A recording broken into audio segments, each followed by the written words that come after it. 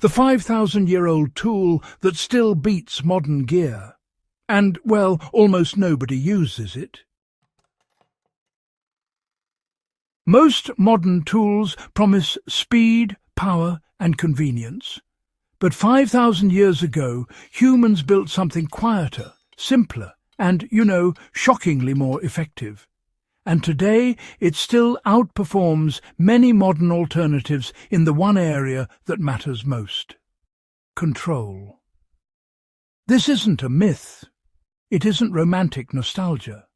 It's a real, forgotten tool that shaped early civilization, survived millennia of use, and quietly disappeared only because we stopped valuing what it was best at. That tool is the digging stick, and once you understand how it worked, you'll never look at modern tools the same way again. Long before metal blades, engines, or even stone plows, humans relied on a single piece of shaped wood to survive. Archaeological evidence places the digging stick at least 5,000 years ago, with examples found in Africa, the Middle East, Australia, and parts of Asia. Some versions may be far older, but wood rarely survives long enough to prove it. The design was simple. A hardened wooden shaft, sometimes fire-treated, sometimes tipped with bone or stone. No moving parts, no sharp edges meant to fail. Just leverage, weight, and human intelligence.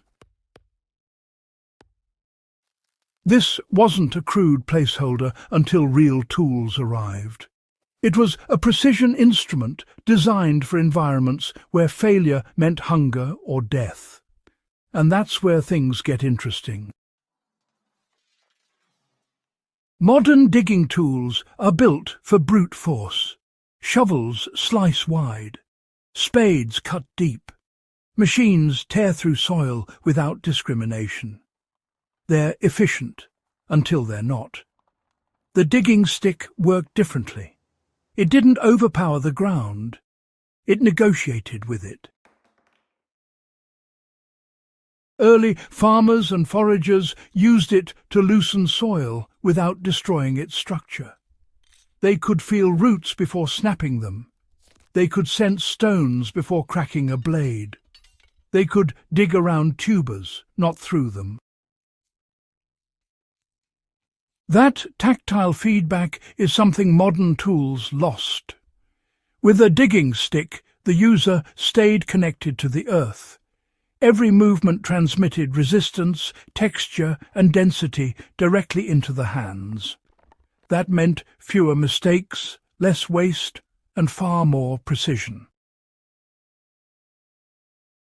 Here's the clever part. In many soils, especially dry or compacted ground, a digging stick is actually more efficient than a shovel. It breaks soil incrementally instead of fighting it all at once. Ancient people figured this out long before physics had a name. Before plows reshaped landscapes, digging sticks planted the first crops. Early agriculture depended on shallow planting, careful spacing, and minimal soil disruption. Seeds didn't need trenches. They needed accurate holes. Archaeologists studying early farming sites consistently find planting patterns that suggest hand-dug holes rather than ploughed rows. This method conserved moisture, preserved soil microbes, and reduced erosion. Benefits modern agriculture is now desperately trying to relearn. In survival terms, this mattered. Less disturbance meant fewer weeds, less labour, and more reliable harvests. Modern tools aim to dominate nature. Ancient ones worked with it. That difference is not philosophical. It's practical. In pre-modern survival, versatility was, well, everything. You couldn't really afford single-purpose tools. The digging stick wasn't just for planting. It unearthed edible roots without damaging them. It opened termite mounds for protein. It dug fire pits. It loosened clay for construction. It tested ground for burrows and hidden water sources. And, unlike metal tools, it didn't rust, snap, or even need sharpening. If it cracked, you simply made another. This is where modern tools quietly fail. They work brilliantly until something breaks. Then they become dead weight. Here's the part modern engineering often ignores. Digging isn't about force. It's about leverage, angle, and feedback. The digging stick exploited all three.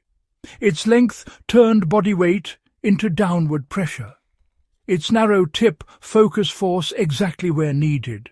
Its rounded profile allowed soil to move naturally instead of compacting against a flat blade. This reduced fatigue dramatically. In survival situations, endurance beats speed every time. So, if the digging stick was so effective, why did we abandon it? The answer isn't performance, it's scale. As populations grew, agriculture shifted from precision to volume. Plows allowed fewer people to work larger fields. Efficiency became about output, not sustainability. In rocky soil, a shovel bounces and jars the body. A digging stick probes and adapts. In root-heavy ground, metal blades snag and dull. A digging stick slides between fibres. In survival scenarios where stealth matters, metal rings and scrapes. Wood stays silent. Even today, indigenous communities in parts of Africa and Australia still use digging sticks. Not because they lack alternatives, but because nothing else works as reliably in their environment. That should tell us something. The digging stick isn't a rejection of modern tools, it's a reminder of something deeper. Ancient survival wasn't about overpowering nature. It was about understanding it well enough to work efficiently within its limits. This tool lasted thousands of years because it respected those limits. Modern tools often ignore them. And as we, rediscover sustainable practices, low-impact farming and survival skills that don't depend on fuel or replacement parts, the digging stick quietly makes sense again. Not as a museum artifact, as a working solution. Here's the interesting part. In emergencies, modern tools are the first to fail. Fuel runs out, parts break, systems collapse. But a digging stick can be made anywhere, from almost any hardwood, in less than an hour. That knowledge alone, honestly, is power. It reminds us that survival doesn't begin with equipment. It begins with understanding. And sometimes, the most effective tool isn't the newest one. It's the one humanity trusted for 5,000 years. The digging stick wasn't obsolete, it was overlooked.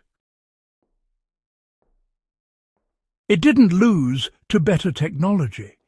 It lost to louder technology.